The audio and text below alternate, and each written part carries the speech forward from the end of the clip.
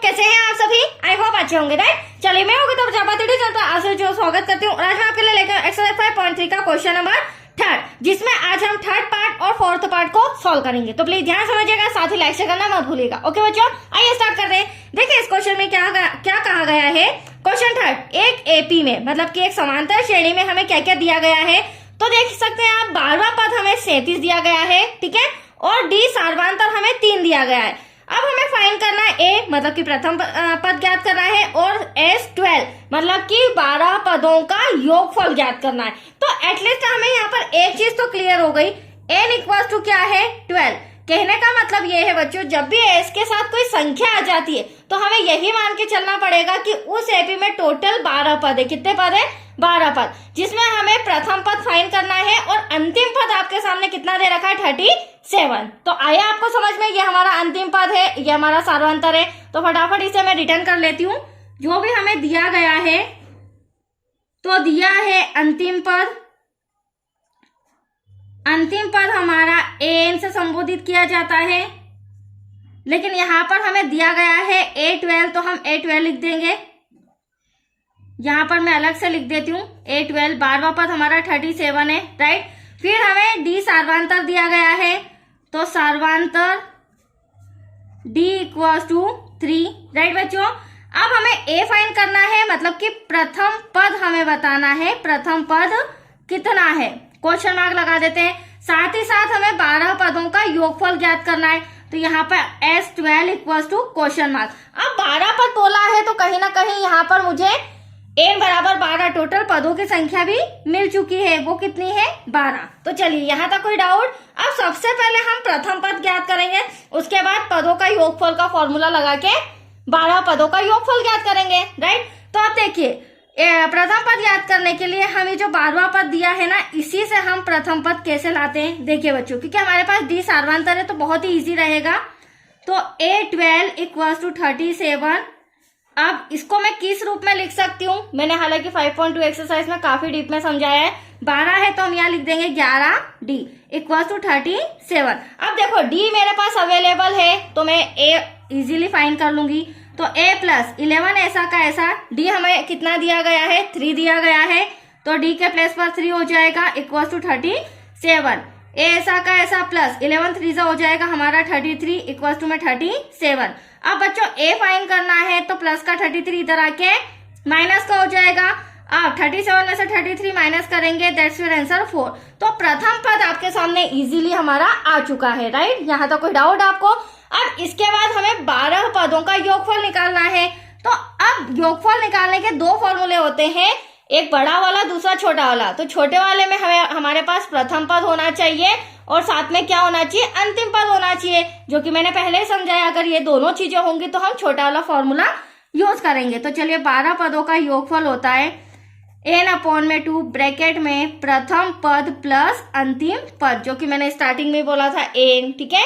अब देखिए n हमारा कितना है? 12 डिवाइड में हो जाएगा 2 ब्रैकेट में प्रथम पद 30 से प्रथम पद अभी हमने 4 निकाला है, देन n अंतिम पद हमारा 37 है। इन दोनों को प्लस कर देते हैं, यहाँ कैंसिल करेंगे, 2 6 12, यहाँ पर बचा 6, मल्टीप्लाई में 37 और 4 हो जाएगा 41, राइट।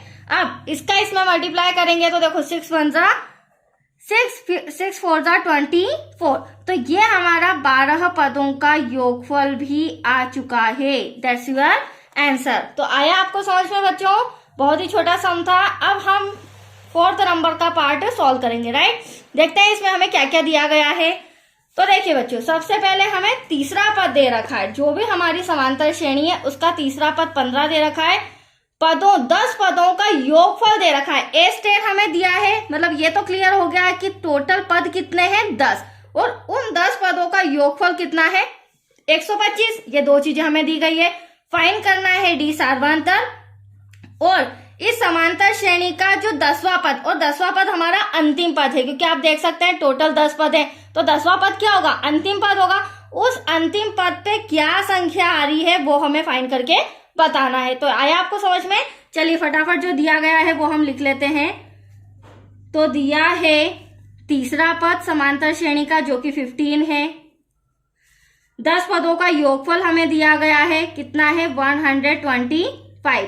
अब 10 पद है तो हमें पता चल चुका है पदों की संख्या इक्वल्स टू 10, मतलब कि n हमें पता चल चुका है जो कि फॉर्मूले में यूज होगा। अब हमें फाइंड करना है d equals to question mark और a 10वां पद इक्वल्स टू क्वेश्चन मार्क। अब 10वां पद फाइंड करने के लिए मैं आपको छोटी सी हिंट देती हूँ। हमें चाहिएगा a प्लस 10 में से 1 माइनस कर देंगे तो 9d, मतलब कि यहाँ पर तीसरा पद दे रखा है लेकिन मुझे प्रथम पद a भी चाहिएगा और साथ में d भी फाइंड करना है, तब जाके मेरा 10वां पद आएगा। That's clear. तो अब पहले हम डी फाइंड करते हैं। जैसे ही हम डी फाइंड करेंगे हमारा ए का आंसर भी इसी से जुड़ा हुआ है, जो कि मैं आपको बता दूंगी। तो डी फाइंड करने के लिए हम तीसरा पद लेंगे। तीसरा पद क्यों ले रहे हैं? क्योंकि इसी के फॉर्मूले में इसी में हमारा डी आ जाएगा। देखिए कैसे तो देखिए बच्चों, तीसरा पद कितना दे रखा है हमें 15। अब तीसरे पद को मैं किस रूप में लिख सकती हूँ? प्रथम पद 3 में से 1 माइनस किया तो 2d इक्वल टू 15, इस रूप में मैं लिख सकती हूँ, राइट। अब ये तो हो गया मेरे पास इक्वेशन फर्स्ट। इसे इक्वेशन फर्स्ट क्यों दे रही हूँ? क्योंकि अभी मेरे पास ना ही प्रथम पद है ना ही डी है, राइट। तो यहाँ पर मैं फिलहाल इक्वेशन फर्स्ट लेके, अब इसी तरह मैं इक्वेशन सेकेंड लेके आऊंगी, तो वो लेके आऊंगी मैं यहाँ 10 पदों का जो योगफल है इसके फॉर्मूले से। वो आपके सामने मैं बताती हूँ किस तरह से आएगा।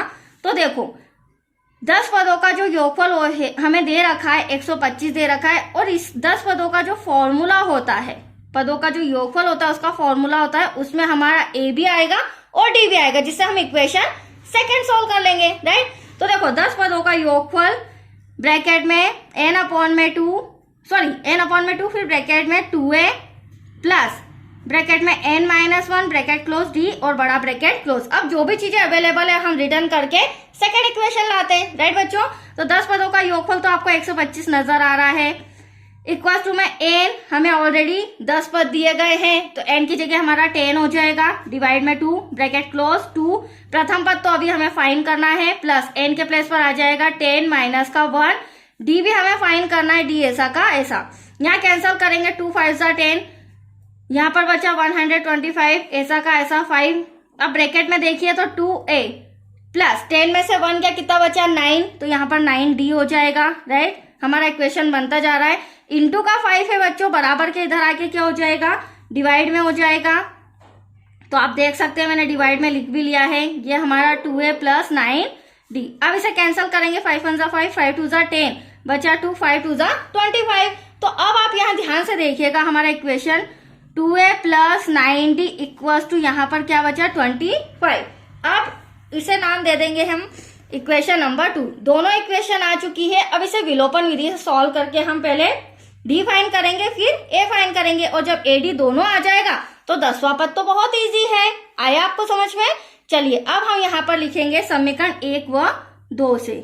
तो समीकरण 1 व 2 से अब आप ध्यान से समझिए बच्चों, यहाँ पर 2a दे रखा 9d और 25, तो क्यों ना यहाँ पर भी हम 2 का मल्टीप्लाई कर दें, तो यहाँ पर भी 2a आ जाएगा, जिससे हमारा विलोपन विधि से सॉल्व करना इजी हो जाएगा।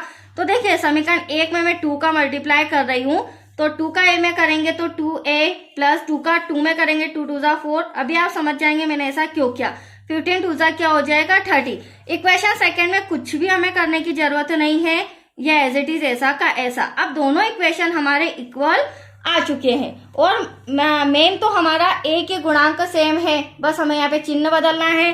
तो प्लस का 2a माइनस, प्लस का माइनस, प्लस का माइनस, प्लस माइनस 2a में से कैंसल, ठीक है, ये प्लस का था, ये माइनस। 9 में से 4 गया तो बचा 5d, बड़ी संख्या माइनस की है। 30 में से 25 को माइनस किया तो बचा 5, यहाँ बड़ी संख्या प्लस की है, ठीक है। मैं साइन भी आपको बताती जा रही हूँ।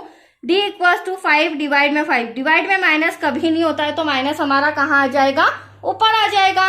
अब हम कैंसिल करेंगे 5 1 5, तो एटलीस्ट हमारा d इक्वल टू माइनस का 1, क्या आया है माइनस का 1। अब इस d का मान मैं समीकरण 1 में रख के या 2 में रख के a का मान फाइंड करती हूँ, राइट बच्चों।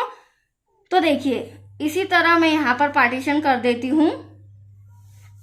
देखिए d का मान समीकरण 1 में रखने पर, अब समीकरण 1 आपके सामने मल्टीप्लाई वाला मत लेना, ठीक है, जो हमारा इक्वेशन आया था वही लेंगे। तो a plus 2d equals to 15, ए ऐसा का ऐसा प्लस 2 ऐसा का ऐसा, डी के प्लेस पर आ जाएगा हमारा माइनस का 1 equal to 15। A plus minus 2 1 जा 2 इक्वल टू 15। हमें तो ए फाइंड करना है, माइनस का 2 उधर जाके क्या हो जाएगा, प्लस का हो जाएगा। तो 15 और 2 17। अब आप देख सकते हैं बच्चों, वेरी सिंपल, प्रथम पद भी आ चुका है और डी माइनस का 1 दोनों चीजें हमारे पास आ चुकी है। अब हमें फाइंड क्या करना है, 10वां पद। तो यहाँ पर हमें फटाफट छोटा सा कॉपी थोड़ा इस तरह से कर रही हूँ, एडजस्ट कीजिएगा, फटाफट 10वां पद फाइंड करके बताती हूँ। तो 10 10वां पद equals to a plus 9d। ए आपके सामने 17 नजर आ रहा है, राइट, प्लस 9 ऐसा का ऐसा, डी के प्लेस पर क्या आ जाएगा, माइनस का 1। अब हम इसे सॉल्व करेंगे तो 17 ऐसा का ऐसा प्लस माइनस माइनस 9, जब इसे माइनस करेंगे दैट्स योर आंसर 8। अब ये 8 क्या आया है, हमारा 10वां पद। तो आया आपको समझ में, थोड़ा सा आपको एडजस्टमेंट करना होगा क्योंकि बीच में कैमरा आ जाता है, इसलिए मेरे को रिटर्न करने में प्रॉब्लम्स होती है, ठीक है। तो चलिए, बहुत ही अच्छा सम था, दोनों कंप्लीट हो चुके हैं। अब नेक्स्ट वीडियो में बच्चों इसी क्वेश्चन का 5th और 6th पार्ट आपको मिल जाएगा।